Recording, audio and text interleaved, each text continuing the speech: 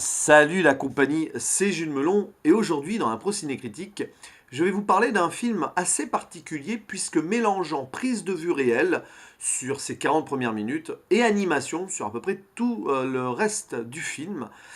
Une production américano-luxembourgeo-israélo-belgeo-franco-polonaise, ouais, rien que ça, réalisée par le metteur en scène israélien Harry Folman.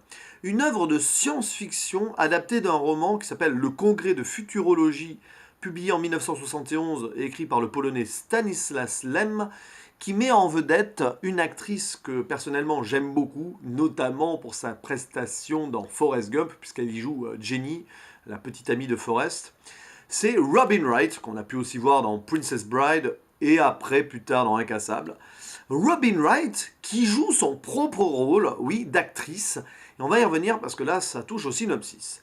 On trouve aussi au niveau du casting des acteurs plutôt connus, notamment Harvey Keitel, hein, l'un des protégés de Martin Scorsese, qui joue le rôle de l'agent. Paul Giamatti, qui joue un docteur. Et encore Cody Smith McPhee, qu'on a pu découvrir dans La Route, aux côtés de Viggo Mortensen, qui joue le fils de Robin Wright. Alors, oui, Robin Wright joue son propre rôle, mais dans une sorte d'uchronie potentiellement dystopique, puisqu'on la retrouve en fin de carrière, bon, à l'âge auquel elle tourne ce film-là, la quarantaine, et se retrouve dans cette réalité du film en tant qu'actrice déchue qui a fait des mauvais choix de carrière et à qui on propose de se faire scanner, voilà, se faire scanner le visage et tout, pour être réutilisé en images numériques de synthèse, etc. à l'avenir, avec en contrepartie l'interdiction de refaire des films en vrai, en utilisant donc son vrai elle-même. Bref, elle doit prendre sa retraite. Contre évidemment un bon pactole d'argent. Et le problème, c'est qu'elle n'a pas envie. Elle a envie de continuer à faire ses choix. D'ailleurs, voilà, c'est son agent qui lui fait bien comprendre que ma pauvre fille, t'es plus dans le coup. L'agent, donc joué par Harvey Keitel, en plus, donc on apprend, et ça, c'est pas ce qu'elle a fait peut-être dans sa vraie vie, quoi, qu'à moins qu'elle ait un regard autocritique sur sa vie via le réalisateur, etc. Donc on se rend compte qu'elle a fait des mauvais choix de carrière. Enfin, du moins, on lui fait bien comprendre.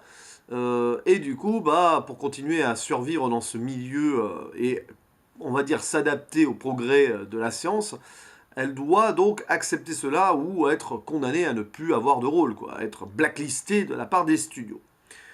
Elle refuse, mais finalement doit accepter parce que la pauvre, dans cette réalité-là, c'est pas le cas de la vraie Robin Wright, elle a une fille, mais surtout un fils qui est malade. Il a une maladie dégénérative pardon, qui lui fait perdre peu à peu l'ouïe et surtout la vue. Et pour le sauver, pour qu'il ait les traitements adéquats, etc., bah, se retrouve presque obligé pour lui d'accepter donc de se faire scanner et de mettre sa carrière, plus qu'entre parenthèses, on va dire même sa carrière au placard. Alors, c'est un point de vue de départ qui m'a super intéressé puisque c'est très actuel. Alors je ne sais pas à quel point le film est très proche du roman, et apparemment c'est une adaptation très libre, mais on connaît ce phénomène au cinéma depuis quelques années. Voilà. On l'a vu dans un des derniers Star Wars où on a ressuscité un acteur mort quand même. Et on se pose la question de faire ça avec d'autres acteurs. C'est vrai que il y a une sorte de débat assez éthique là-dessus. Peut-on utiliser l'image d'un acteur mort ou l'image d'un acteur âgé mais le rajeunir comme ça, sans avoir d'autorisation, etc. Est-ce que les fans l'acceptent facilement? Ça dépend.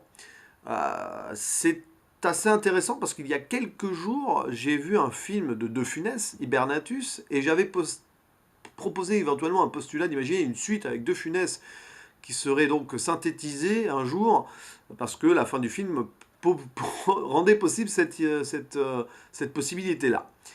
Voilà. Mais en plaisantant là-dessus, j'ai fait quelques petites recherches sur Internet et je suis tombé sur ce film, un peu par hasard, qui apparemment avait l'air intéressant à voir, donc Le Congrès. Et il y a même quelqu'un sur Twitter qui visiblement en a fait l'apologie. Donc, je me suis lancé et j'ai vu donc ce film-là. Postulat de départ hyper intéressant, qui fait réfléchir sur l'industrie cinématographique. Est-ce qu'à terme, les acteurs ne vont pas devenir uniquement que des produits? D'ailleurs, c'est un petit peu parfois le cas. Hein, voilà. Et est-ce que, à terme, nous aurons encore des films avec des vrais acteurs qui jouent vraiment leur rôle, ou alors juste qui prêtent leur visage, et qui, après, pouf, on fait tout par ordinateur. Ça pose donc une question sur l'avenir, le futur de l'art dramatique, entre autres, et c'est très pertinent à mon goût. Et d'ailleurs, les 40 premières minutes du film, où donc on voit Robin Wright hésiter, puis finalement accepter, se faire scanner, tout ça, avec beaucoup d'émotions, sont géniales. Il y a des scènes assez mythiques là-dedans, notamment donc le moment où elle se fait scanner. Elle doit faire transparaître toutes les émotions pour qu'il y ait un panel large donc d'elle-même dans les futurs films où elle apparaîtra synthétisée. Et son agent va l'aider pour ça, parce qu'elle a du mal à jouer, c'est assez inconfortable pour elle. Et c'est son agent, donc joué par Harvey Keitel, qui lui raconte une histoire assez rocambolesque sur lui-même et sur le lien qu'il a tissé avec son actrice. Et ça la fait à la fois rire, pleurer, elle est pleine d'émotions et tout, et elle peut donc se faire scanner sans souci. Donc ça, c'est une des plus belles scènes du film. Et, euh, et après, bah, le film part en animation. Alors, c'est là où ça devient compliqué parce que j'ai à la fois adoré et je n'ai pas trop saisi l'idée de ce qui se passe pendant donc 1h10 de film derrière.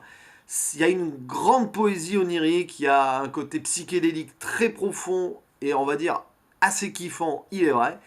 Mais par rapport au début de l'histoire, on s'y perd un peu, si ce n'est la quête autour donc de son fils, puisque le film se centre là-dessus. Elle est obnubilée par le bien-être de son fils, qui ne va pas bien, mais pour qui elle veut le meilleur. C'est un peu pour ça qu'elle fait ce choix-là. Et en acceptant d'être scannée, en fait, on la retrouve 20 ans plus tard, c'est à partir de là que le film change complètement de point de vue, on la retrouve 20 ans plus tard où elle va assister à un congrès. Là, le cinéma a changé, elle ne fait plus rien depuis 20 ans, donc son image est réutilisée, d'autres acteurs et actrices aussi.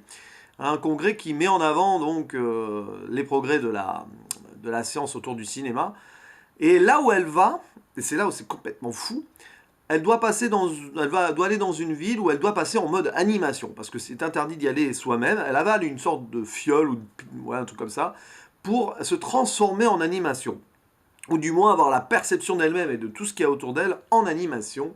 Et c'est là que ça part en vrille. Parce que, en fait, on comprend très vite que la société donc, de cinéma pour laquelle elle travaillait, avec qui elle a passé ce contrat donc, de synthétisation, machin, qui s'appelle la Miramount, clairement d'ailleurs un mix entre Miramax et Paramount, voilà, je crois, hein, bah, cette industrie a fusionné avec une autre industrie probablement asiatique, Nagasaki.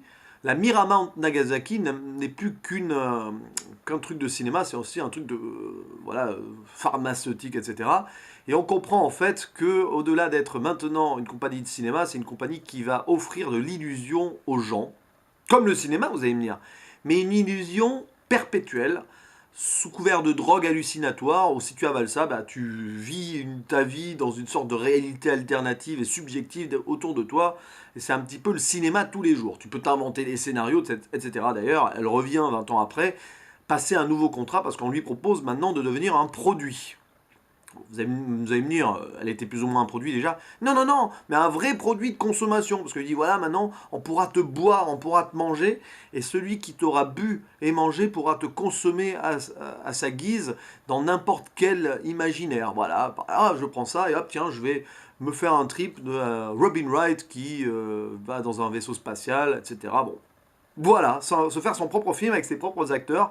Par exemple, c'est comme si aujourd'hui, voilà, on pouvait prendre de l'essence d'Harrison Ford et de l'essence de Tom Cruise et se les imaginer ensemble dans un film de fou dont on aurait le scénario dans sa tête.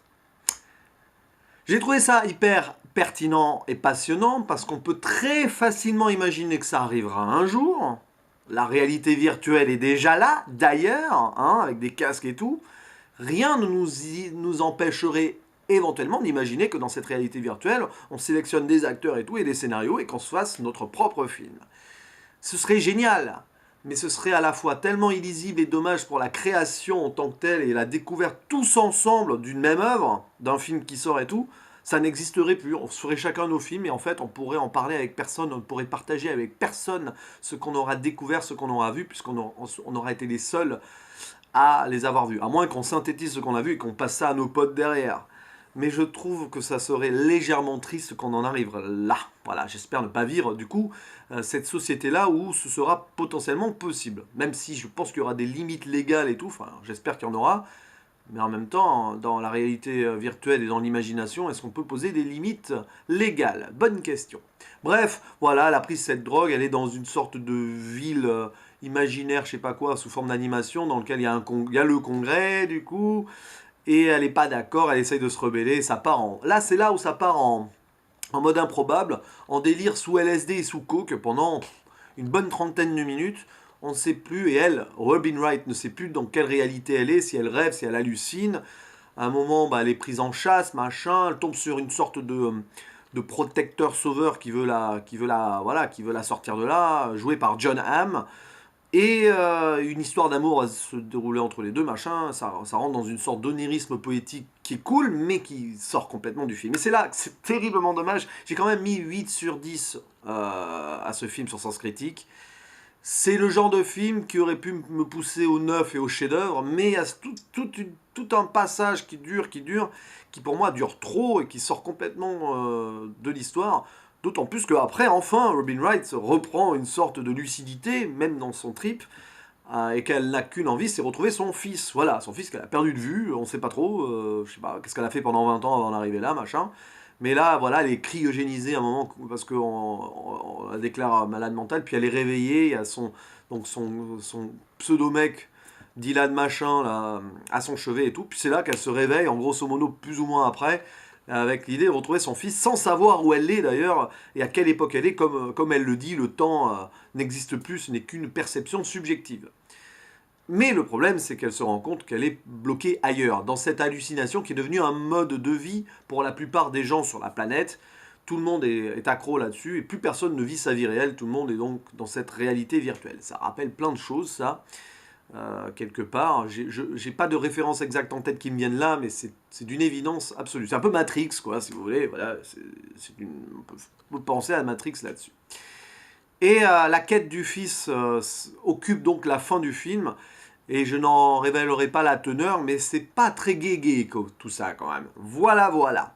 Et au final, nous avons là un film donc d'animation science-fiction. C'est assez drôle d'ailleurs, c'est un vrai film de science-fiction. Et à un moment, Robin Wright, quand elle passe son premier contrat pour être synthétisée, elle stipule qu'elle ne veut pas jouer dans un porno, tout ça, machin, mais pas dans de la SF non plus, parce qu'elle trouve que c'est pas bien, machin. Enfin, c'est très drôle, c'est ironique, parce que là, elle joue dans un film de science-fiction. Mais je pense que c'est volontaire, il y a un petit clin d'œil, etc. Bref.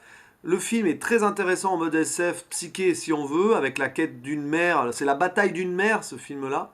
C'est la bataille d'une actrice qui veut conserver le droit à son image aussi.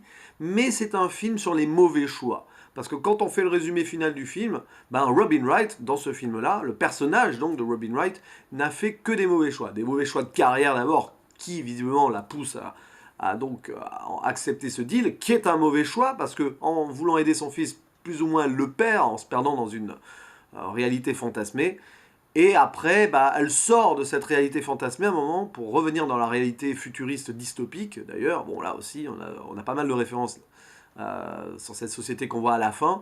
Et là aussi, c'est un mauvais choix pour des raisons que donc je ne vais pas révéler ici. C'est un peu badant quand même quand on y pense. Même s'il y a une petite tonalité d'espoir sur la toute fin quand même.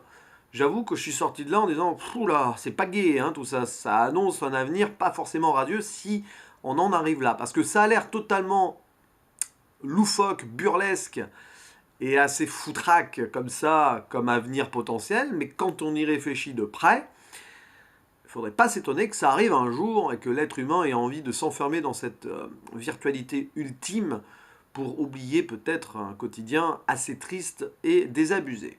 Quelque part, c'est un petit peu ce qui se passe en ce moment avec la génération 2.0, notamment toujours sur son téléphone, machin. Le côté un peu zombie qu'on peut avoir, que ce soit dans les réseaux sociaux, quand on marche dans la rue ou quand on attend, etc., toujours sur son téléphone. Moi-même, hein, je suis un peu pris par cette mode-là, malgré moi. Voilà, on peut se poser des questions sur ce qui nous attend à l'avenir, et pas que donc dans le contexte du cinéma comme c'est amené ici. Mais voilà un film intéressant, vraiment très intéressant à voir, qui ne laisse pas de marbre et qui fait beaucoup réfléchir.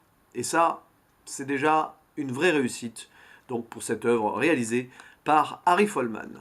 Bref, je vous dis à la prochaine. Ciao.